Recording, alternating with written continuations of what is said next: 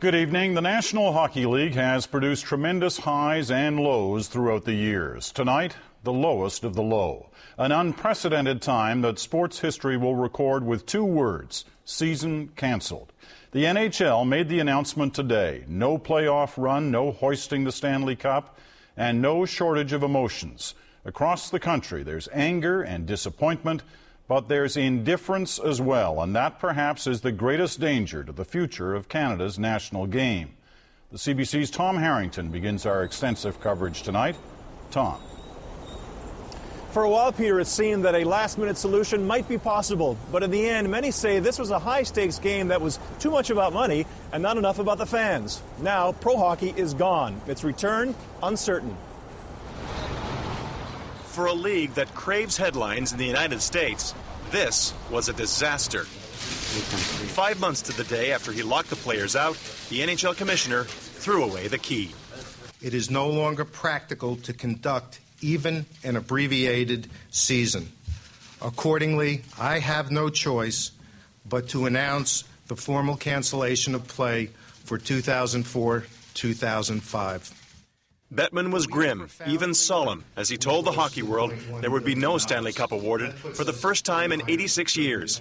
He apologized to the fans and admitted it may take 2 years to win back their hearts. Nobody knows what the damage to the sport will be. Nobody knows what revenues we can count on or predict on. You know, I suspect we're going to have to be doing lots of things with our business partners, with our fans in terms of ticket prices. We're going to have to earn back the trust and love and affection of everybody who's associated with the game. Late last night, it appeared all this might be avoided. The Players' Union huddled in their Toronto offices and got into an exchange of offers with the league, ending with a $49 million salary cap, a position they vowed they'd never take. But that was almost $7 million more than the NHL would accept. We knew that that was not a number that was sustainable, that we couldn't be in the 50s or the high 40s. And that's why the discussions broke off that night. My comments was a direct Flanked by the members of his negotiating committee, union boss Bob Goodenow was confrontational. Speaking on behalf of all the players up here, they didn't want to be locked out. They didn't want to be not allowed to entertain the fans. Gary owes an apology because he started the lockout. He put all of this in motion. This situation is now Goodenow's leadership is being questioned after his last-minute willingness to accept a salary cap. But he defended the decision and the timing. Obviously, a very major step by this group to do this, to try to find and bridge the gap between the parties. It was not with any ease at all that move was made, and it's something that failed, unfortunately, when the owners rejected it almost on the spot. One of our proposals didn't. That bitterness poisoned these talks from the start. 1 week before the lockout was announced, NHL Vice President Bill Daly and Union Senior Director Ted Saskin were guests at a sparsely attended sports business conference in Toronto. Does a marketplace system include an entry-level salary cap currently?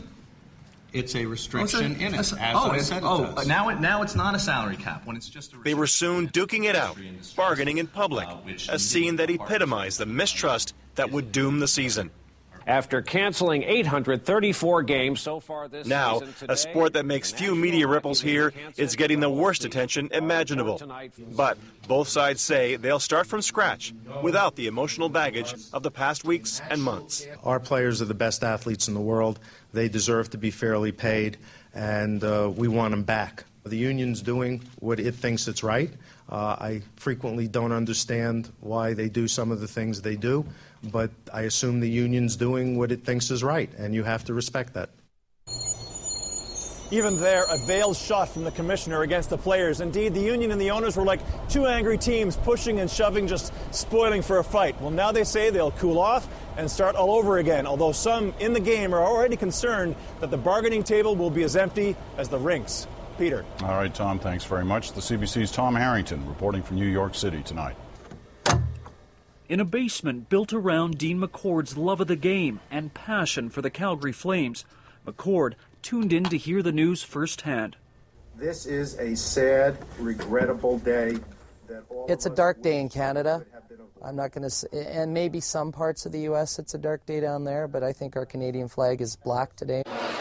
In Saskatoon, I had a lot of optimism the last few days, but today it's kind of like a reality hit. It is my sad duty to... The same reality that hit fans just about everywhere. I just think to be out a whole year, I mean, I was hoping that they'd come to some sort of an agreement. But no such luck, leaving team owners and managers apologizing. All of us in the Toronto Maple Leafs organization are very sorry and upset that it has come to this. Still, the teams believe hockey fans are on their side. We're absolutely convinced that the fans understand the situation. They're not happy about it, but they understand the situation, and more importantly, they support us in making sure that we put in place a long-term solution. But those two New Jersey Devils right winger, Canadian Grant Marshall, blames both sides, Gary Bettman and Bob Goodenow. If they can't get a deal done this long, they got to go. I mean, something's got to give, and this is embarrassing. Up for J.J. Troubling, too. Back out, intercepted by Roenick. Here's Roenick. Especially south of the border, where it's feared some U.S. teams could be hurt by this. Because some Americans will tell you straight up, hockey is not a priority. Down here, you know, it's a blip on the screen. It's on the back page of the sports section. It's not a big deal.